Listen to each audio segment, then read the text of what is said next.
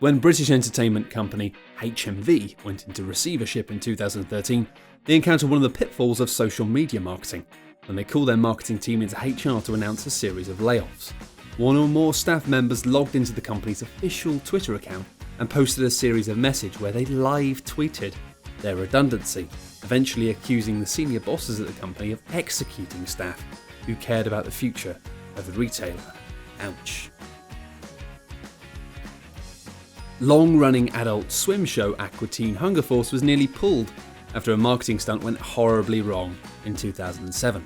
LED displays showing one of the show's characters were installed across various American cities, but in Boston they were misinterpreted as part of a city-wide bomb scare, which led to roads right across the city being closed while police investigated. Turner Broadcasting paid $2 million in fines to the BPD and Department of Homeland Security, and it led to the resignation of Cartoon Network head Jim Staples. Groupon might be good for cheap deals, but they're not so strong on sensitivity. During the 2011 Super Bowl, an advert aired showing Timothy Hutton, who was in Leverage, talking about China's various human rights abuses in Tibet before becoming distracted by Groupon deals at Himalayan restaurants.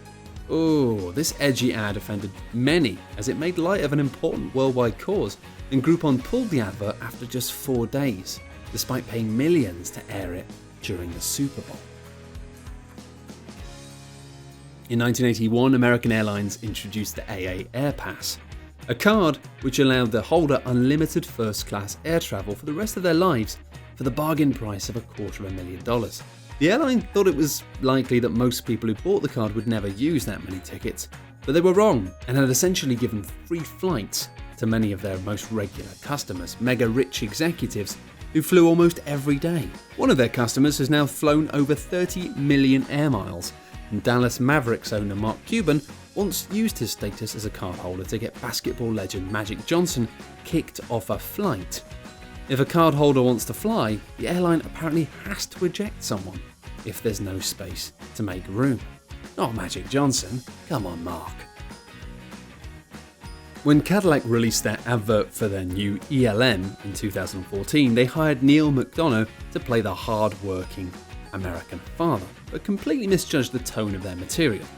It showed the actor walking through his massive home, ignoring his family, spouting opinions about people of other nationalities, and generally alienating working Americans as they were trying to, attract. Cadillac paid a fortune to run the ad during the Winter Olympics and the Oscars, but sales were terrible thanks to the ad. Cadillac subsequently took their business to a different advertising company, which was probably a good move. Pepsi in Sweden made a catastrophic mistake in 2013 after releasing a series of Facebook adverts depicting a voodoo doll of a Portuguese footballer, Cristiano Ronaldo, tied to train tracks, having his head crushed and being covered in pins. The idea was a humorous take on Sweden's World Cup qualification hopes, which hinged on defeating the Portuguese, but it was deemed offensive by many Portuguese who had seen the ad. It was a big risk for a global brand such as Pepsi, and a perfect example of what happens when things backfire, after an anti-Pepsi Facebook group gained more than 100,000 fans in less than 24 hours. In September of 1986, non-profit organisation United Way decided to drum up some PR by breaking the world record for releasing balloons over Cleveland, Ohio. 1.5 million balloons were released, but after misreading the weather forecasts, were forced back to the ground by heavy rain. Instead of drifting off into the distance, these balloons landed all across the city, creating a blanket on streets and forced the airport to shut down. Thousands of balloons floated out and landed on Lake Erie, disrupting the search for 2 missing boaters who had drowned. United Way ended up settling a lawsuit and paying out millions in compensation for their stunt gone horribly wrong. LifeLock, a company which prevents identity theft, were so confident in their ability to protect information that their CEO Todd Davis dared criminals to try and steal his identity by giving out his actual social security number, which was painted on the side of a van. Identity thieves took the bait and managed to use the information successfully numerous times, taking out small loans and opening wireless internet accounts. Not only had the CEO lost money, LifeLock's services didn't look terribly secure, losing him yet more money in the long run. After losing 2 flights in tragic circumstances, you'd think the Malaysian Airlines might show a bit more sensitivity in their marketing material, but alas no, they ran a competition for customers in Australia and New Zealand which offered prizes of iPads and flight tickets for answering the question, what and where would you like to tick off your bucket list, and why?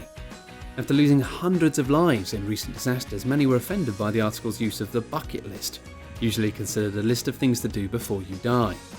The competition question was quickly changed to what would people tick off their to-do list, but the damage was already done.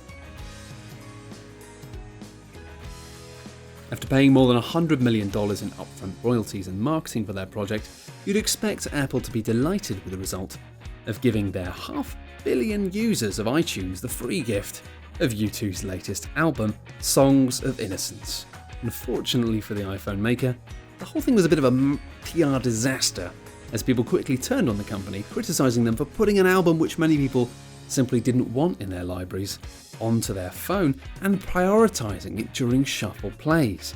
Lead singer Bono later apologised for the move in a video post on Facebook, claiming that they'd become carried away with themselves, and Apple were forced to release an update for iTunes which included a button to remove the album from users' libraries.